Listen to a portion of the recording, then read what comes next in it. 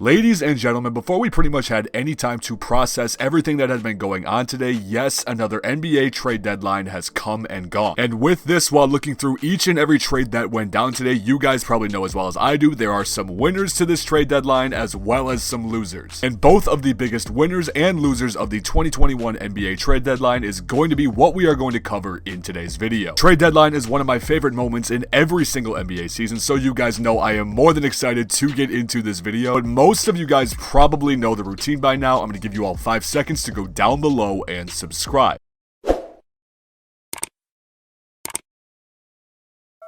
As if you are new to the channel, you guys, we're coming out with brand new NBA content on a daily basis around here, covering pretty much any NBA topic you can possibly think of, so I highly recommend hitting that button. To all of you guys who do this for me, thank you very much. I appreciate you more than anything in the world. But without further ado, I'm going to stop wasting your time and let's get into this video. Now, what I'm going to be doing in today's video, you guys, is as you can tell from the title of the video, I'm going to be going through my biggest winners and losers from this 2021 NBA trade deadline. So with me only going through who I feel are the biggest winners and losers of this trade deadline, this does mean that I am not going to go through every single trade that occurred today. So if while you are watching this video, you personally believe there was a bigger winner or loser compared to the teams that I'm going to go over in today's video, please let me know about this in the comments down below. I'm dying to discuss this trade deadline stuff with you guys as I try to reply to every single comment that is left on my videos. But to get into one of the biggest winners of the 2021 trade deadline, I feel like everybody watching this video can completely agree with me on this, and it is the Miami Heat. As the Miami Heat were able to add 2 solid pieces to their current rotation, which are Bjelica from the Sacramento Kings as well as Victor Oladipo from the Houston Rockets. And with the Miami Heat adding players like Bjelica and Oladipo, you would think that in the process of doing this, they would have to give up some pretty solid pieces in return. But the funny thing about this is that they didn't.